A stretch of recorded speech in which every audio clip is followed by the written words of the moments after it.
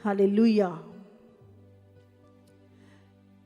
धन्यवाद करते परमेश्वर का, आज एक और मौका परमेश्वर ने संसार को दिया है रिपेंट करने का। मैं आपको बता रही हूँ, इस महामारी का जो कारण है, यदि आज हर एक व्यक्ति घुटनों पे आ जाए और रिपेंट करे कि प्रभु हाँ, मैं अपनी दौड़ दौड़ रहा था, प्रभु मैं खुदावन परमेश्वर तुझे पीछे छोड़ के आगे निकल गया था, प्रभु मैंने हर वो काम जो तेरे विरोध में था किया, प्रभु जी परमेश्वर आज मैं रिपेंट करता हूँ। अगर आप अपने आप को दीन करें और प्रार्थना करें, मैं आपको बोल रही हूँ, ये सिर्फ परमेश्वर ये चाहता है कि इस पीड़ा के समय में हम अपने परमेश्वर को याद करें, रिपेंट करें, पश्चाताप करें उन कामों के लिए जो हमने अपने खुले जीवन में अपनी मर्जी के अनुसार किए और परमेश्वर की बातों को इग्नोर किया, यीशु को, परमेश्वर के पुत्र को इग्नोर किया और उसने जो कुछ हमारे लिए किया उसको इग्नोर किया। लेकिन आज परमेश्वर चाहता है हम रिपेंट करें। और प्रभु ने कहा, यदि कोई दीन हो के मेरे पास आए और प्रार्थना करे, पश्चाताप करे, मैं उसको छुड़ा लूँगा, मैं उसकी सुन लूँगा। तो ये समय है, चाहे वो कोई भी देश, इंडिया, यूके, यूएसए, कोई भी देश, इटली, प्रभु आज एक ही चीज कह रहा है, अपने आप को दीन करो और रिपेंट करो। जितनी जल्दी लोग घुटनों पे आएंगे और रिपेंट करेंगे, उतनी जल्दी ये महामारी खत्म हो जाएगी। अगर इस समय पर लोगों ने रिपेंट नहीं किया, पश्चाताप नहीं किया, वो पूरी रीति से हमेशा के लिए खत्म हो जाएंगे। देश खत्म हो जाएंगे, लोग खत्म हो जाएंगे और दोबारा मौका नहीं मिलेगा उन लोगों को, एक बार भी दोबारा मौका नहीं मिलेगा। ये रिपेंडेंस का टाइम है। आज भी लोग लॉकडाउन में बैठ के योजनाएं बना रहे हैं कि जब खुलेगा तो हम क्या करेंगे, कौन से गलत कामों में जाएंगे, कौन सी गलत योजनाएं आज बैठ के बना रहे हैं। जब ऐसा होगा, मैं आपको बता रही हूँ, अगर इस समय हम दीन नहीं हुए, हमने रिपेंट नहीं करे, हो सकता है आपके लिए वो लॉकडाउन कभी ना खुले और जिंदगी में उसके बाद हमें पछताने के अलावा, पछतावा भी अभी है, पछताने का भी मौका नहीं मिलेगा। हो सकता है आज आपको कठोर लग रहा हो, लेकिन यही सच है। परमेश्वर, आज मैं वचन से बताऊंगी, प्रभु अंत तक हमें एक मौका देता है, लेकिन हम उस अंतिम समय को भी खो देते हैं। हालेलुया। आज ये रिपेंडेंस का समय है, ये तैयारी का समय है और बहुत जल्द मैं एक मीटिंग अनाउंस करूंगी, जल्दी आपको, कल को मैं आपको एक डेट दूंगी जब हम कुछ दिन लगातार रिपेंडेंस के लिए प्रार्थना करेंगे कि परमेश्वर, देश देश के लोग पश्चाताप करें इस समय पर। और वो रिपेंडेंस के दिन होंगे जब हम खुद, आप पास्टर हैं, लीडर हैं, कोई भी क्यों नहीं है, विश्वासी है, हम बैठ के परमेश्वर के चरणों में बैठेंगे और रिपेंडेंस के लिए प्रार्थना करेंगे, आंसू बहाएंगे, प्रभु के सामने अपने आप को दीन करेंगे ताकि प्रभु हमें माफ करे और हमारी सुधि ले। हालेलुया। नहीं तो कोई इस महामारी को ख़त्म नहीं कर सकता जब तक प्रभु की दया ना आए, और प्रभु की दया हमारे पश्चाताप करने से, अपने आप को दीन करने से ही हमारे ऊपर आएगी। हालेलुया।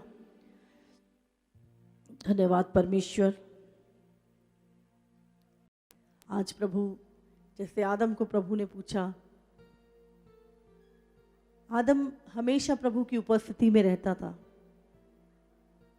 लेकिन एक दिन प्रभु से आगे निकल गया, उसकी आज्ञाओं को तोड़ दिया और प्रभु उससे पूछ रहा था, आदम तू कहाँ है? आदम ने कहा मैं तेरी आवाज़ सुन के डर गया और छिप गया। पाप डर को लेकर आता है, पाप क्रोध को लेकर आता है। आदम तू कहाँ है? आज परमेश्वर पूरी मनुष्य जाति से पूछ रहा है तू कहाँ है। प्रभु ने हमारे लिए एक जगह रखी है, एक स्थान है हमारे जीवन में। प्रभु चाहता है कि हम उस स्थान पे रहें, हमारा स्वभाव दयालु हो, एक नेचर प्रभु चाहता है हमारे अंदर हो, लेकिन हमने सब कुछ खो के आज हम एक ऐसी जगह पे हैं जहाँ प्रभु नहीं चाहता, और वो आज फिर पुकार रहा है आदम तू कहाँ है। आज प्रभु इस महामारी के दौरान बुला रहा है और पूछ रहा है तू कहाँ है। उसकी आवाज़ सुन के उसे उत्तर दे, प्रभु मैं यहाँ हूँ, मैंने पाप किया प्रभु, मैंने तेरे विरोध में बहुत पाप किया, मैं घमंड से चला परमेश्वर। खुदाबंद प्रभु मैंने दूसरों के खिलाफ गलत युक्तियाँ बनाई परमेश्वर, मैंने चोरी की प्रभु, मैंने हत्या की, मैंने व्यभिचार में अपना जीवन बिताया प्रभु। आज खुदावंद मैं रिपेंड करता हूँ, मैं पश्चाताप करता हूँ प्रभु, और जहाँ मैं हूँ प्रभु मुझे छुड़ा ले इस जगह से। मैं आपको बोल रही हूँ जब आप ये प्रार्थना करेंगे खुदावंद का हाथ आपको छुड़ाएगा। जिस गड्ढे में आप पड़े हैं परमेश्वर आपको निकालेगा। हालेलुया। हम लूका की किताब उस लास्ट सफर को देखेंगे जो यीशु मसीह ने आज से 2000 साल पहले इसी दिन जकरिया की लूका की किताब पढ़ेंगे हम 22 उसका 1 से।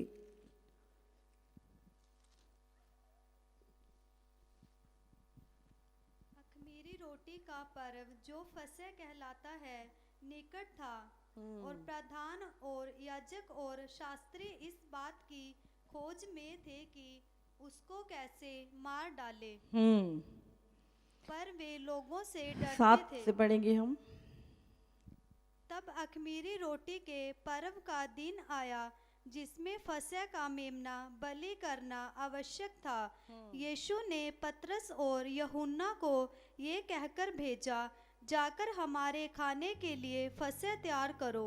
उन्होंने उससे पूछा, तू कहाँ चाहता है कि हम इसे तैयार करें? उसने उनसे कहा, देखो नगर में प्रवेश करते ही एक मनुष्य जल का घड़ा उठाए हुए तुम्हें मिलेगा। जिस घर में वह जाए तुम उसके पीछे चले जाना, और उस घर के स्वामी से कहना, गुरु तुझसे कहता है कि वह पाउनशाला कहाँ है जिसमें मैं अपने चेलों के साथ फसह खाऊं।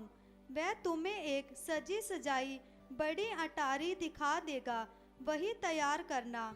उन्होंने जाकर जैसा उसने उनसे कहा था वैसा ही पाया और फसह तैयार किया। हालेलुया। यीशु मसीह क्रूस पे जाने से पहले यीशु अपने चेलों को बोल रहे हैं कि मैं आखिरी भोज तुम्हारे साथ, वो फसह का पर्व था, और उसने कहा मैं आखिरी अख़मीरी रोटी का पर्व मैं तुम्हारे साथ उस फसह को खाऊंगा। हालेलुया। आखिरी प्रभु भोज जो यीशु मसीह लास्ट सफ़र अपने चेलों के साथ करता है, उसके लिए वो एक तैयारी करता है। हम यहाँ पे देख रहे हैं क्योंकि उस समय पर प्रभु यीशु मसीह, कोई चर्च नहीं था, कोई जगह नहीं थी उस समय पर, और अगर चेलों के साथ उसको एक जगह पर इकट्ठा होना था तो उसके लिए एक जगह तैयार होनी थी ताकि यीशु मसीह कुछ समय अपने चेलों के साथ बिता सके और उस लास्ट सफ़र को ले सके। हालेलुया। तो हम देखते हैं यहाँ पर प्रभु यीशु मसीह अपने चेलों से कह रहा है कोई जगह ढूंढो। उसे बोल रहा है तुम जाओ उस जगह पर जाओ, वहाँ पे तुम्हें एक ऊपरी कोठी मिलेगी, वहाँ पे एक गदी बंदी होगी। वो बता रहे हैं यीशु मसीह की तैयारी करो। ये तैयारी कर रहे हैं चेले ताकि यीशु मसीह चेलों के साथ एक अच्छा समय व्यतीत कर सके और उनसे बात कर सके, उन्हें कुछ ज़रूरी बातें उस भोज के समय पर बता सके। हालेलुया। और हम देखते हैं भविष्यवाणी जो जकरिया 9 के 9 में लिखी है कि तुम्हारा उद्धारकर्ता, हम पढ़ेंगे इसको, वो भविष्यवाणी भी पूरी होनी थी जो यीशु मसीह के विषय में हजारों साल पहले की गई थी। जकरिया 9:9 में निकालेंगे। हे सिय्योन बहुत ही मगन हो, हम्म हे यरूशलेम जय जयकार कर, क्योंकि तेरा राजा तेरे पास आएगा। वह धर्मी और उद्धार पाया हुआ है, वह दीन है और गधे पर वन गधी के बच्चे पर चढ़ा हुआ आएगा। हालेलुया। यीशु मसीह के आने से पहले हजारों साल पहले ये भविष्यवाणी हो चुकी थी कि जो उद्धारकर्ता आएगा, इसमें लिखा है कि वो गधी के बच्चे के ऊपर चढ़ा हुआ आएगा। तो ये भविष्यवाणी पूरी होनी थी और यीशु मसीह उस समय पर उस गधी के बच्चे को बंदी होकर उसको खोल के लेकर आना। हम यहाँ पर देखते हैं, उससे पहले एक वचन हम और निकालेंगे, यूहन्ना की किताब उसका 13 चैप्टर। हम देखेंगे कि उस समय पर कुछ घटनाएं हो रही हैं यीशु मसीह के बारे में जो भविष्यवाणी की गई थी कि हे सिय्योन, हे यरूशलेम, तेरा राजा गधी के बच्चे पर चढ़ा हुआ आता है। तो वो भविष्यवाणी इस जगह पर पूरी हुई जो हजारों साल पहले यीशु के बारे में बोल दी गई थी। हम देखते हैं यूहन्ना की किताब 13 उसका 1 से पढ़ेंगे। फसह के पर्व से पहले जब यीशु ने जान लिया कि मेरी वह घड़ी आ पहुंची है कि जगत छोड़कर पिता के पास जाऊं, तो अपने लोगों से जो जगत में थे। यूहन्ना 13 1 से पढ़ेंगे। फसह के पर्व से पहले जब यीशु ने जान लिया कि मेरी वह घड़ी आ पहुंची है कि जगत छोड़कर पिता के पास जाऊं, तो अपने लोगों से जो जगत में थे जैसा प्रेम वह रखता था, अंत तक वैसा ही प्रेम रखता रहा। जब शैतान शमौन के पुत्र यहूदा इस्करियोती के मन में ये डाल चुका था कि उसे पकड़वाए, तो भोजन के समय यीशु ने ये जानकर कि पिता ने सब कुछ मेरे हाथ में कर दिया है और मैं परमेश्वर के पास से आया हूँ और परमेश्वर के हालेलुया। हाँ पढ़े। और परमेश्वर के पास जाता हूँ। भोजन पर से उठकर अपने ऊपरी कपड़े उतार दिए और अंगोछा लेकर अपनी कमर बांधी। तब बर्तन में पानी भरकर चेलों के पांव धोने और जिस अंगोछे से उसकी कमर बंधी थी उसी से पोंछने लगा। जब वह शमौन पतरस के पास आया तब पतरस हालेलुया। हम देखते हैं जब ये लास्ट सफर की तैयारियां हो रही थी, उस समय पर प्रभु यीशु मसीह ने चेलों के पैर धोए। यहूदियों में एक रिवाज है कि जब कोई व्यक्ति आता था तो बाहर पानी रखा होता था और वो अपने पैर धोता था, फिर अंदर आता था खाने के लिए। और उसी तरह वहाँ पर घड़े में पानी रखा हुआ था और जब चेले आए उन्होंने अपनी सीट ले ली और सब बैठ गए उस जगह पर। और यीशु मसीह सोच रहे हैं कि कोई खाना खाने से पहले ये रीति थी कि लोग अपने पैरों को और हाथों को धोते थे, पर किसी ने भी अपने हाथ और पैर नहीं धोए और कोई भी उठ के जाना नहीं चाहता था अपनी सीट को छोड़ के कोई उस जगह से उठना नहीं चाहता था। उनको लग रहा था कि शायद अगर मैं गया तो मेरी सीट कोई दूसरा ले लेगा, इसीलिए उनमें से कोई भी उठा नहीं। और उन्होंने जब तक वो पैर नहीं धोते तब तक वो खाना नहीं खा सकते थे। इसीलिए जब यीशु मसीह ने देखा कि कोई भी उठा नहीं है, यीशु मसीह खुद उठे। मैं आपको बता रही हूं, यहां पर यीशु मसीह कुछ सिखा रहे हैं। यीशु मसीह उठे और लिखा है उन्होंने अपने ऊपरी वस्त्र उतार कर एक तरफ रख दिए और उसके बाद उन्होंने अंगोछा लिया और अपनी कमर से बांधा और चेलों के पैर धोने लगे। जब यीशु मसीह ने ऐसा किया, चेले बहुत शर्मिंदा हो गए। वहां पर यीशु ने क्या किया, अपने ऊपरी कपड़े उतारे। इसका मतलब क्या है? यीशु मसीह ने अपनी धार्मिकता को उतार के रख दिया और हमें धोया, हमारे पापों को धोया। हालेलुया। प्रभु यीशु मसीह अपनी धार्मिकता उतार के उसने रख दी वहाँ पे चेले सोच रहे थे, ओहो मुझे पैर धोने पड़ेंगे इसके, मैं छोटा हो जाऊंगा शायद, मुझे इनके पैर धुलाने पड़ेंगे। वहाँ पे मनों में ऐसी ऐसी बातें आ रही थी सबके, मुझे इसके पैर धोने ना पड़े, मुझे इसको उठ के इसको पैर धोने ना पड़े। और यीशु मसीह सब बातों को जानता था, उनके मन में क्या चल रहा था। और इसी दौरान उनमें से बोलते हैं, प्रभु हम में महान कौन है, हम में बड़ा कौन है। उनके मन में ऐसी चीज़ें चल रही थी, इसीलिए प्रभु यीशु मसीह खुद उठा वो, जबकि पानी उस जगह पर पहले से था और ये रीति थी कि लोग हाथ पैर धोकर फिर खाना खाने के लिए आया करते थे। लेकिन यहाँ पर हम देखते हैं कि प्रभु यीशु मसीह खुद उठा और उसने अपने वस्त्र उतार कर साइड में रख दिए। हमें इसमें 4 में लिखा है कि उसने अपने ऊपरी वस्त्र उतार कर उसने अपनी धार्मिकता को उतार के रख दिया, ताकि वो हमें धर्मी बना सके, हमें साफ कर सके, हमें धो सके। हालेलुया। और हम देखते हैं प्रभु यीशु मसीह चेलों के पैर धो रहे हैं। अभी शर्म आ रही है चेलों को, शर्मिंदा हो रहे हैं चेले। ओहो, हम यहाँ पर देखते हैं यीशु मसीह जब प्रभु वहाँ पर खाना खा रहे हैं, यीशु मसीह बोलते हैं, इन तुम में से एक मुझे पकड़वाएगा। सारे चेले अचंभित हो गए, कौन पकड़वाएगा? क्या प्रभु मैं हूं? क्या प्रभु मैं हूं? यीशु ने किसी को नहीं, यूहन्ना को बताया यीशु ने, जिसको मैं ये टुकड़ा दूंगा वही है। हालेलुया। हम देखते हैं प्रभु यीशु मसीह, कौन था वो चेला? यहूदा इस्करियोती। उन 12 चेलों में से एक चेला था जिसने यीशु को पकड़वाया, और यीशु इस बात को जानता था। उसने उसी प्रभु भोज के समय बोल दिया था, तुम में से एक मुझे पकड़वाएगा। और चेले खुसर फुसर करने लगे कि कौन पकड़वाएगा। यहां पर यीशु मसीह जब चेलों के पैर धो रहा है, यहूदियों के पैर उसने सबसे पहले धोए, वो यहूदा के पैर धो रहा है। और यीशु मसीह चाहते थे कि यहूदा के मन में जो कुछ चल रहा है वो रिपेंड कर ले, लेकिन नहीं, यहूदा इस्करियोती ने रिपेंड नहीं किया, बल्कि उसने यीशु को तुच्छ जाना कि ये तो यहूदियों का राजा है, और ये राजा होने के बाद ये क्या कर रही है, हमारे पैर धो रहा है। उसने और ज्यादा यीशु मसीह को अपने मन में तुच्छ जाना और वो वहां से चला गया। हालेलुया। हम देखते हैं यहाँ पर यीशु पैर धो रही। यीशु आखिरी मौका यहूदा इस्करियोती को प्रभु ने दिया था। और हम यहाँ पे पतरस को भी देखते, पढ़ेंगे हम इसे सारा।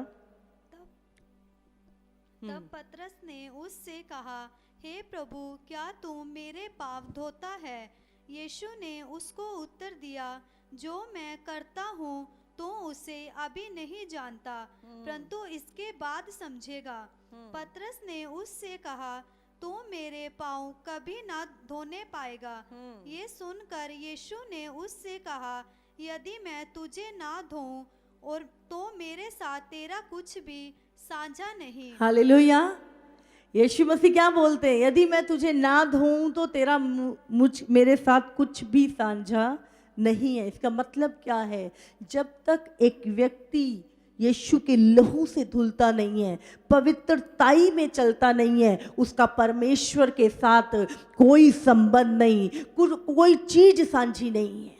उसने कहा, जब तक मैं तुझे ना धोऊं तो मेरा तेरे साथ कुछ भी साझा नहीं। अगर आप पवित्रताई में नहीं हैं तो आपका प्रभु के साथ कुछ भी साझा नहीं है। हालेलुया। उसने कहा, जब तक एक व्यक्ति, एक मसीह, एक प्रभु का जन बपतिस्मा नहीं लेता, पवित्रताई में नहीं है, प्रभु के साथ उसका कुछ भी साझा नहीं है। हालेलुया। यीशु ने कहा, यदि मैं तुझे ना धोऊं तो तेरे साथ मेरा कुछ भी साझा नहीं। आगे पढ़ेंगे। शमौन पतरस ने उससे कहा, हे प्रभु, तो मेरे पाँव ही नहीं वरन हाथ और सिर भी धो दे। हालेलुया। पतरस कहता है, प्रभु फिर तो पैर नहीं, मेरा सिर भी धो दे।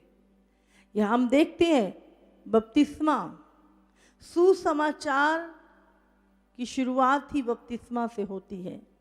हालेलुया। एक बपतिस्मा और एक प्रभु भोज, ये दो ही रीतियां प्रभु ने हमें करने के लिए बोली हैं। हालेलुया।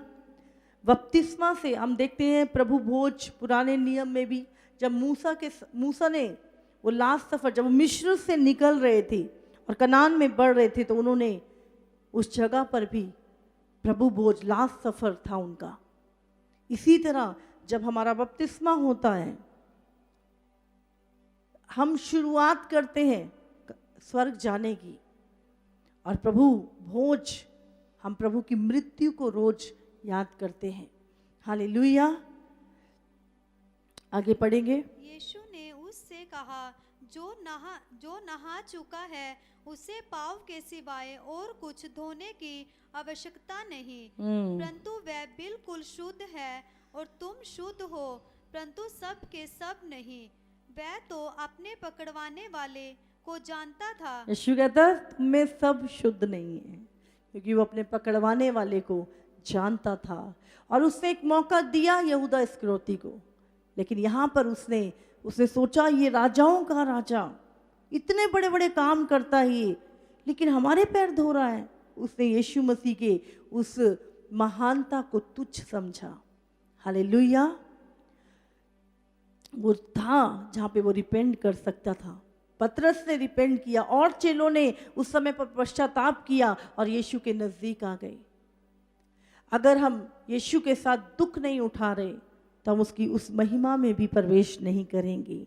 अगर आप चाहते हैं कि यीशु मसीह के साथ, तो हमें वो दुख उठाना पड़ेगा। हालेलुया।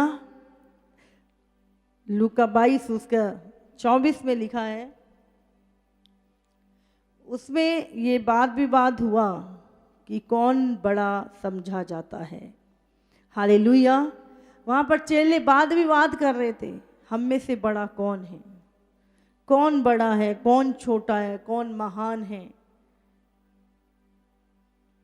और यीशु मसीह उन्हें बता रहे हैं। हम देखते हैं,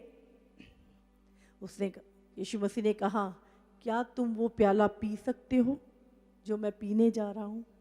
क्या तुम वो दुख ले सकते हो जो दुख मैं उठाने जा रहा हूँ?